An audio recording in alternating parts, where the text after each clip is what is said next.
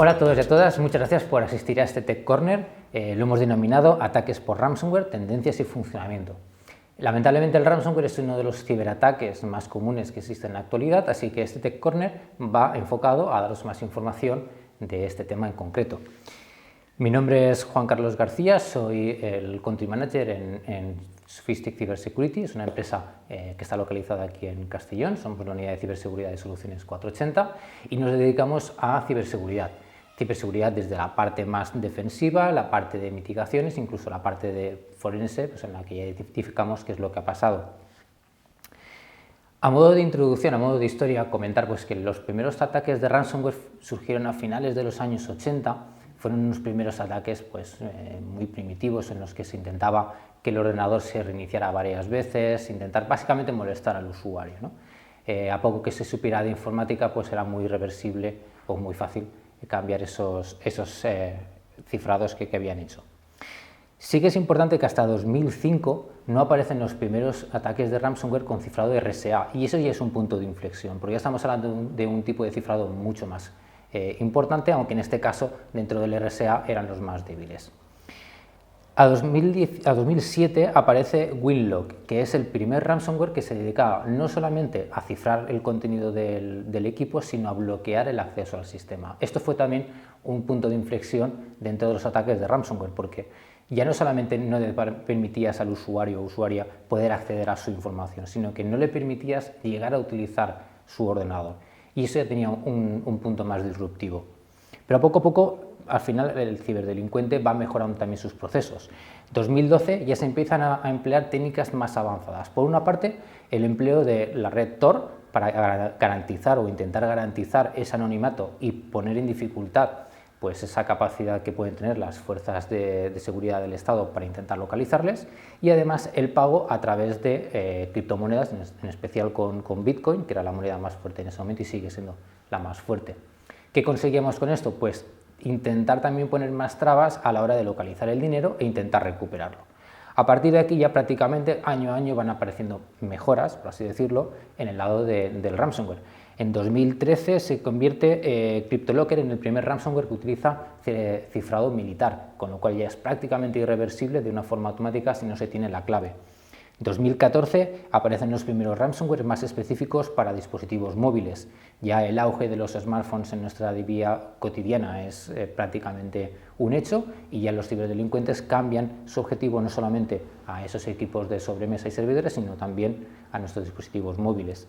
En 2016 aparece el primer ransomware específico para Mac, que también es un hito bastante importante. Y a partir de 2017 es cuando empieza ya el gran auge del ransomware, con los ataques tan conocidos como WannaCry y Petya, que hicieron tantísimos daños a muchísimas organizaciones a nivel mundial. Lamentablemente el siguiente hito importante ha sido la pandemia, no solamente por lo que nos ha conllevado a nosotros en nuestro día a día, sino porque el ransomware ha sido muy propicio en esta época, ¿no? La cantidad de empresas que han sufrido el ransomware ha sido enorme, y el impacto que han tenido en la propia economía de las empresas y en la economía global ha sido, como veremos más para adelante, muy significativo. A modo de funcionamiento, ya hemos repasado en la historia dos grandes hitos. ¿Cómo funciona el ransomware? Bien, haciendo el cifrado de la información, evitando que el usuario pueda acceder a sus archivos, o bien bloqueando el sistema, evitando que el usuario pueda acceder directamente al sistema. El ransomware, a medida que va pasando el tiempo, pasa de ser un tipo de negocio más o menos lucrativo a poca escala a un modelo de negocio a gran escala. Pasamos de una fase en la que solamente ciframos, como decía, el sistema o los datos, a realizar ataques más sofisticados. Ya no solamente hacemos eso, entramos en los sistemas, robamos información, pedimos un rescate a la empresa para no hacer pública esa información y ciframos los equipos. Y el siguiente paso, que es en el que nos encontramos ahora mismo, es el concepto que se conoce como Ransomware as a Service. ¿Qué quiere decir esto? Pues que una persona puede acceder a través de la Deep Web, Dark Web, a servicios donde los cibercriminales ofrecen sus servicios, como cualquier empresa, pues para cometer los actos delictivos. Es decir, puedes coger un ransomware que ya está hecho y lanzar tu propio ataque, o puedes pedir al ciberdelincuente que lo personalice para lanzar el propio ataque. A partir de ahí se establecen diversos métodos de colaboración entre el ciberdelincuente y esta persona que quiere actuar. Cuando hablamos de la exfiltración también ha habido un cambio de paradigma. Antes, como decíamos, hace cuestión de unos meses, depende de cuando veáis el vídeo, la exfiltración simplemente servía como un método de presión a la empresa para pagar ese rescate, para poder justificar que he entrado o que el ciberdelincuente ha entrado en los sistemas y ha robado información. Eso viró a, aparte de pagarme para descifrar el equipo o los datos, tienes que pagarme para no hacer pública esta información. Y en lo que se ha convertido esto en la actualidad es lo que se denomina una triple extorsión. Extorsión a la empresa para no hacer públicos esos datos, extorsión a los proveedores de esa empresa para no hacer públicos esos datos y extorsión a los clientes para no hacer públicos esos datos. ¿Qué impacto tiene esto? Pues pensemos, por ejemplo, en una empresa que se dedica a I+D+I. Normalmente son empresas en las que su valor más importante, su activo más importante son esas investigaciones. Las colaboraciones que tengan con los proveedores y con sus clientes son críticas. Nadie va a querer que yo como empresa sepan que mi I+D+I lo tengo deslocalizado o lo tengo en una empresa a terceros. Y es ahí por donde están jugando la baza los ciberdelincuentes, ¿no? ¿Qué motivaciones tenemos para el ciberdelincuente que vira al mundo del ransomware? Principalmente son tres. La económica, como ahora veremos, las políticas, en las que se busca desestabilizar, se busca conseguir información privilegiada de gobiernos o se busca también, en cierta manera, influir en esa población, y la parte de hacktivismo, cuyo expositor más relevante es Anonymous, en los que, por ejemplo, el último caso más sonado pues fue a raíz de la muerte, lamentablemente, del afroamericano George Floyd en Estados Unidos, y que a partir de ahí pues, realizaron una serie de ataques muy concretos pues, para publicar información pues, de la policía y de otros estamentos, ¿no? Cuando hablamos de las motivaciones económicas tenemos que pensar que en 2021, lo que llevamos de 2021, prácticamente el 86% de las empresas que han sufrido un ciberataque ha sido por ransomware. Y eso implica unos altos costes. Costes para la empresa, costes para el sistema, costes para los clientes, costes para todo el mundo. Calculamos que ahora mismo, en 2020, se movieron más de 945.000 millones de dólares en relación al ransomware, solamente al ransomware. Y a nivel global ya se dice que en 2021 ransomware o las actividades del e-crime más en general han superado a las acciones no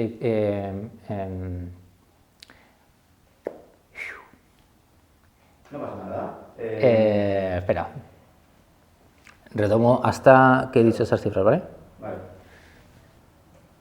Como decíamos antes, el modelo de negocio del ransomware ha variado, ha ido mejorando, ha ido adaptándose a la actualidad. Pensemos que hasta el 2021, prácticamente en lo que llevamos de 2021, el 86% de las empresas que han sufrido un ciberataque ha sido por ransomware, y esto tiene unos costes muy elevados, costes para la empresa, costes para los clientes, costes para el propio sistema estatal. Estamos hablando de que prácticamente en 2020 se han superado los 945.000 millones de dólares que ha tenido como impacto solamente el ransomware. Si nos fijamos en el e-crime, ya el e-crime es más lucrativo, por así decirlo, que todo el mundo del narcotráfico, y eso que hasta ahora el narcotráfico era la principal fuente de movimiento de dinero, ¿no? Así que pensemos un poco las ideas de por dónde vamos. Cuando hablamos de los costes del ransomware, no solo tenemos que pensar en lo que la empresa si finalmente decide pagar o no por ese rescate de la información o de los sistemas. Hay costes muchísimos más allá. Están los costes relacionados a operaciones. Si mi empresa no puede funcionar porque tengo bloqueados los sistemas o mis copias de seguridad también están mal, hasta que no recupere otra vez toda la normalidad de mis sistemas no puedo volver otra vez a producir. Con lo cual ya no solamente es el coste del pago del ransomware, cosa que normalmente no se recomienda hacer, sino el hecho del coste operacional que se pierde, coste reputacional. Al final las empresas publican que han tenido que ese ataque de ransomware. Poco a poco también la conciencia de los ciudadanos pues hace ver que es un problema global, que no es un problema de dejadez en muchos casos por parte de las empresas, y al final esta parte también está cambiando, ¿no? Pero al principio sí que es cierto que cuando una empresa sufría un ataque de ransomware, a nivel de clientes se perjudicaba su imagen corporativa, ¿no? Esto influye también en liderazgo, una posición de liderazgo. Si yo estoy en una posición muy alta en mi mercado y sufro un ataque de ransomware, si además eso implica un coste de operaciones, como hemos dicho antes, en el que no puedo operar, pues muchos de mis clientes irán a la competencia. Y luego mi esfuerzo a nivel de marketing y a nivel de marca va a tener que ser mucho más elevado para intentar recuperar y captar otra vez la confianza de esos clientes para que vuelvan otra vez a nosotros, ¿no? Así que esa parte también es importante. Y luego está la parte de pérdida de datos reales y responsabilidades legales. Es decir, vamos a tener el Consejo de Administración preguntando qué es lo que ha pasado y pidiendo explicaciones. Vamos a tener las agencias estatales, ya sea la Agencia Española de Protección de Datos o a nivel europeo, para saber qué es lo que ha pasado, cómo ha pasado y qué responsabilidad tiene la empresa. Y por último, si el ciberdelincuente ha llegado a infectar las copias de seguridad que teníamos, no vamos a poder hacer una restauración. Y en el caso de que no estén, desde que la última copia de seguridad hasta que se ha producido el ataque, ahí encontramos un hueco que tendremos que asumir esas pérdidas de información, ¿no? Con lo cual, al final, el impacto que tiene un ataque de ransomware es muy elevado, ¿no? ¿Qué es lo que acabamos viendo en las noticias en nuestro día a día? Pues ataques como el SEPE, ataques a otros estamentos. El caso, por ejemplo, que hubo un ataque a un hospital en Alemania, la mujer que falleció de camino a ese hospital porque no se le pudo atender y tuvieron que cambiar. Ataques de diversos países entre ellos mismos, el ataque del gasoducto en Estados Unidos, el ataque de las gasolineras recientemente en Irán. Son noticias que vamos a ver en nuestros diarios muy frecuentemente. Pasamos ya a una parte más técnica, ¿no? Ya empezamos a hablar ahora sobre cuáles son las características del ransomware. Tenemos que imaginarnos una estructura organizativa como una estructura criminal normal, entre comillas, por así decirlo. Tenemos una serie de líderes, tenemos una serie de personas que son los encargados de modificar ese código, de ir adaptándolo, porque obviamente los ciberdelincuentes van a mejorar el código por su lado, pero también las empresas que se dedican a seguridad y las firmas de soluciones de seguridad también van mejorando sus capacidades, con lo cual al final es esa lucha entre el bien y el mal la que van a estar jugándose. Tenemos a los responsables de, por así decirlo, marketing, que son los que se van a dedicar a publicitar esa información que ellos tienen para poder venderla, como decíamos antes, como servicio. Tenemos el grupo que se dedica a buscar víctimas potenciales para poder realizar ese ataque. Tenemos incluso toda esa sección, como se denomina también en el mundo del narcotráfico, de los muleros, que son los que se van a dedicar a coger el dinero y moverlo entre diferentes áreas o diferentes secciones, ya sea cambiar entre exchanges o pasar de exchange a moneda fiat, ¿no? Como luego veremos. Así que la estructura criminal en ese sentido pues está bastante bien organizada y, como suele ser habitual, a medida que se sube en la jerarquía, pues más responsabilidades y más difícil acceso tiene, ¿no? ¿Cuáles son los principales vectores de ataque, ¿no? ¿Cuál es el principal punto de entrada de los ciberdelincuentes para hacer un ataque en ransomware? El primero de todos es el caso del phishing, ¿vale? El email que nos llega en el que se intenta suplantar la identidad. A partir de ahí ya existen un poco más variaciones dependiendo del tamaño de la empresa y su madurez a nivel de ciberseguridad. Puede ser a lo mejor que tengan software, aplicaciones que son vulnerables, servidores que están expuestos, malas configuraciones, fallos de permisos, pero tampoco podemos obviar pues, esos casos más concretos en los que los ciberdelincuentes intentan acceder a una empresa concreta, y ahí las técnicas son muy variadas, incluso de acceder físicamente a los dispositivos mediante un USB infectado, y en el momento que se conecta pues se infecta ese equipo, ¿no? Así que las variedades son bastante elevadas, pero el phishing suele ser uno de los casos más relevantes, ¿no? ¿Cuáles son los principales objetivos? El principal de todos es el sector industria, a partir de ahí ya vendría público y sanitario. El porqué de estos dos últimos es porque suelen ser estructuras muchísimo más difíciles de mantener y, por ejemplo, pues en el caso del sector sanitario o el sector, ciertas partes, ¿no?, del sector industrial, en el que tienen sistemas, máquinas que son muy duraderas en el tiempo y que tienen unos sistemas que en el momento de implantarse son actuales, pero es muy difícil actualizar esos sistemas por esa combinación de controlador con respecto a la máquina, ¿no? Entonces al final acaban siendo sistemas muy obsoletos en los que se dejan de tener soporte por parte del sistema operativo, y a partir de ahí aparecen los problemas, ¿no? Como decíamos antes, la pandemia supuso también un antes y después, porque no todas las empresas tenían la capacidad de adaptar sus sistemas a lo que se requería en este momento del teletrabajo, y eso supuso pues en algunas empresas intentar, ¿no?, salir al modo teletrabajo de unas maneras que realmente no eran las más adecuadas, pero sí las más efectivas del lado de negocio, ¿no? En ese impasse entre que intentan salir a ese modo teletrabajo de una forma más o menos efectiva y que al final acaban siendo securizadas, es donde los ciberdelincuentes encontraron un buen nicho de ataque, ¿no? Como vais a ver en esta slide, que aparecerá por aquí por la pantalla, una fase de ciberataque lo podemos dividir, o un ataque, ¿no? Lo podemos dividir en 9 fases. Tenemos primero esa personalización del ataque, ya sea porque es el ciberdelincuente directamente el que quiere atacar a una empresa o porque por encargo tiene que personalizarlo para atacar a esa empresa.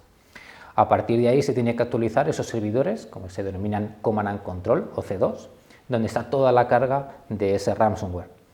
A partir de ahí se envía, en este caso que hemos supuesto, un phishing a la víctima interactúa con ese email, se descarga de esos servidores la carga maliciosa y a partir de ahí el ciberdelincuente es cuando empieza toda la acción. Finalmente la víctima pues decide hacer el pago del rescate, el ciberdelincuente puede o no que envíe las claves de descifrado, eso nunca hay garantías, pero por otra parte se pone en marcha toda la parte de la adquisición del dinero y poder cambiarlo entre los diferentes exchanges o incluso también llegar a hacer el cambio de de criptomonedas a moneda fiat, pues para todavía dificultar más esa trazabilidad tanto del dinero como de los responsables, ¿no? Obviamente a medida que van pasando esas fases dentro del lavado de dinero, pues también cada una de las partes se va llevando su comisión, desde los muleros hasta quien ha ejecutado el ransomware y finalmente la parte más organizativa, ¿no? Cuando hablamos de un ataque, realmente tenemos que hablar de ataque de ransomware, hablamos de una cadena de ataque. No es un único paso. Antes, en esta explicación que he hecho de las fases, he dicho y el ciberdelincuente realiza el ataque, ¿vale? Esto en verdad son más fases, estamos hablando que llegamos a ver hasta 8 fases diferentes. La primera es el acceso inicial, es cuando el usuario interactúa con ese email y es cuando realmente se empieza el ataque. Aquí podemos encontrar desde, como decíamos, ataques relacionados con email, vulnerabilidades relacionadas con el servidor de correo, con el servidor web o con algún tipo de exploit que se suele llamar más a nivel de sistemas. Una vez el ciberdelincuente ya ha tenido ese primer acceso a la máquina del usuario, se produce la ejecución. ¿Cómo? Pues a través de PowerShell o bien a través de herramientas como PSExec, ¿vale? Con el que se ejecutan esas acciones para poder descargar, en este caso, por ejemplo, de ese servidor la información que hace falta o la carga vírica para poder realizar ese ataque. El siguiente paso es escalar privilegios. ¿Por qué? Porque cuando hemos infectado el equipo lo hemos infectado con el usuario que está manejando ese equipo. Si ese usuario no es administrador de su máquina, muy difícilmente vamos a poder expandir este ataque que se ha realizado tanto a la propia máquina con otros usuarios como a otros usuarios de otras máquinas. Entonces, lo primero que hay que hacer es intentar obtener un usuario con permisos administrador dentro de la máquina. Hecho esto, podéis ver también en las slides diferentes exploits o diversas vulnerabilidades que son conocidas, ¿vale? Muchas de ellas no se acaban solucionando y por eso se soluciona o por eso se tiene esta escalada de privilegios. El siguiente paso es la evasión, ¿no?, de la defensa. Lo normal es que estos equipos tengan un antivirus o tengan un anti-malware. Pues una de las primeras fases que tenemos que hacer, y una vez ya somos administradores en ese equipo, es desinstalar ese antivirus. Si ya desinstalo el antivirus, ya no tengo ningún tipo de parón, ningún tipo de stopper que me permita o que no me permita hacer las acciones que yo quiero, ¿no? A partir de aquí, pues hay diversas opciones, desde ataques que van directamente en memoria RAM, con lo cual no pasan por el disco duro y antivirus tradicionales no son capaces de detectarlos. Tenemos herramientas que utilizan los ciberdelincuentes para eliminar automáticamente el antivirus, bien porque detectan qué modelo es y se descargan ese desinstalador específico, o bien porque intentan hacer alguna serie de bypass a los controladores del sistema para ganar privilegios de ejecución de ese software malicioso. El siguiente paso es el acceso a las credenciales. Vale, ya tengo, en este caso como ciberdelincuente, ya tengo el control de ese usuario, ahí me hace falta ver qué más usuarios tienen ese equipo o si hay más controladores dentro de este equipo. Si es así, lo que me hace falta es tener el mayor número de usuarios y contraseñas disponibles. ¿Por qué? Porque en las organizaciones en muchas ocasiones los diferentes servidores, los diferentes componentes de la arquitectura de red suelen compartir credenciales, suelen compartir usuario y contraseña. Si yo soy capaz de determinar cuál es mi administrador y contraseña de este equipo, posiblemente se esté replicando en otros equipos, con lo cual cuando lance luego un ataque a mayor escala dentro de la organización, podré tener el acceso a mayor número de equipos. Este es el motivo por el que se utilizan ese tipo de ataques en esta fase concreta. El siguiente paso es descubrir qué activos tengo en la red. Vamos a enviar este ataque de ransomware a más equipos de la infraestructura para no solamente lanzar desde un único punto, sino desde varios puntos a la vez, con lo cual el impacto para la empresa es mucho mayor. No solamente voy a dejar, por ejemplo, el servidor de correo inactivo o el servidor donde tengo el ERP o el CRM, sino que si lo lanzo desde varios sitios a la vez, lo que hago es el caos total dentro de la empresa, ¿no? Entonces necesito, desde esa máquina que se ha infectado por primera vez o en primer lugar, ver qué activos hay y definir cuáles son los más críticos. A partir de aquí es lo que se denomina el movimiento lateral. Es cómo voy a saltar desde este equipo inicial a los diversos equipos que he detectado en la fase anterior y que además ya tengo credenciales de las fases anteriores. Ese movimiento es crítico porque es donde realmente el ransomware se va a desplegar por el resto de sistemas de la infraestructura de la empresa. Y por último viene la fase de impacto. Una vez ya he movido el ransomware por diferentes entornos, lo que voy a hacer es intentar obtener la mayor información posible de cada uno de estos equipos, enviándola de vuelta al servidor del ciberdelincuente para poder hacer esa fase de exfiltración de información y poder verificar que he tenido acceso a esa información y pedir ese rescate por no publicar esa información. Una vez me he asegurado que ya tengo información suficiente, se produce el borrado de las copias de seguridad o por lo menos la infección de las mismas para que en caso de que la empresa intente restaurar unas copias de seguridad, el ciberdelincuente se asegure de que va a instalar una copia que también esté infectada. De hecho, hay un porcentaje bastante elevado de empresas que tras pagar el rescate vuelven a ser infectadas precisamente por eso, porque no han verificado que las copias de seguridad también estaban mal, ¿no? Y a la última fase sería la propia encriptación del sistema, los datos o ambas. Después de todo esto, ¿existe defensa contra el ransomware? Sí que existe. El problema es que las empresas tienen que darse cuenta que no es solamente poner un antivirus, es establecer planes de control, es utilizar sistemas avanzados de seguridad en los que ya no tenemos que basarnos en firmas, ¿no? No tenemos que saber esas bases de datos actualizadas del antivirus, sino que tenemos que ir a antivirus que estén dotados de inteligencia artificial y aprendizaje automático, que vayan buscando más el análisis de comportamiento que realmente el detectar si un archivo cumple un patrón o no.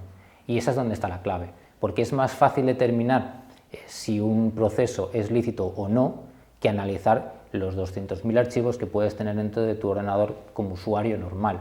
¿Por qué? Porque vas a tener mayor coste computacional, vas a tener mayor coste de memoria RAM y los accesos al disco finalmente también te repercuten en ese trabajo diario que estás haciendo, ¿no? Entonces es muy importante utilizar eso, utilizar sistemas que sean capaces de detectar lo que se denomina indicadores de ataque o indicadores de compromiso, porque son indicadores que realmente van a dotar al sistema de esa mayor agilidad para detectar ese comportamiento anómalo y que realmente estamos sufriendo ese ataque, ¿no? Y por último, establecer un protocolo tanto de copias de seguridad adaptadas a lo que necesita la empresa, porque puede que no necesitemos hacer unas copias diarias de toda la empresa, pero a lo mejor sí que hay un departamento concreto que necesita unas copias de seguridad cada hora. Entonces hay que evitar caer en esa fase de automatismo de instalo este programa para hacer las copias de seguridad y me olvido porque ya está todo correcto. No, ¿vale? Hay que identificar bien cuáles son las partes más críticas y establecer planes de copias de seguridad específicas. Y luego además establecer también controles que nos permitan identificar si esas copias de seguridad están siendo alteradas, si alguien está haciendo un acceso ilícito o si alguien está intentando alterarlas de alguna manera concreta, ¿no?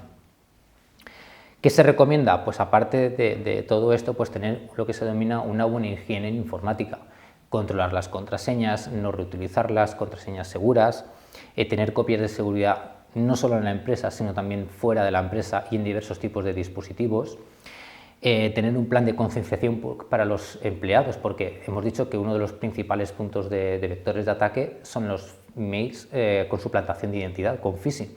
Si nuestros empleados son capaces de identificar que este mail que me ha llegado de parte del CEO no es tal cual, pues vamos a tener mayor número de garantías de evitar un ataque de ransomware.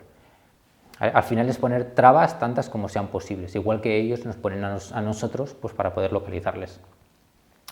Y por último, pues implementar soluciones de lo que se denomina actualmente XDR, Extended Detection and Response, que es intentar analizar no solamente la parte de los dispositivos con un antivirus, sino también analizar información de qué es lo que está pasando a nivel de tráfico de red o qué está pasando a través de monitorización de sistemas de eventos. La última slide vais a ver cómo las empresas que han sufrido un ataque de ciberseguridad en amarillo son acciones que no tenían y acciones que han acabado implementando. De lo más importante es, en primer lugar, la concienciación para los usuarios, centros de operaciones de seguridad, es decir, empresas que se dedican, como la nuestra, a ofrecer esa monitorización de toda la infraestructura y poder ayudar para detectar cuando sufre un ataque, mejoras en las protecciones de los sistemas, ya sea de los equipos como de los servidores, o protecciones a nivel de mail. Así que bueno, espero que os haya gustado este Tech Corner, muchas gracias por vuestra asistencia y nos vemos el año que viene.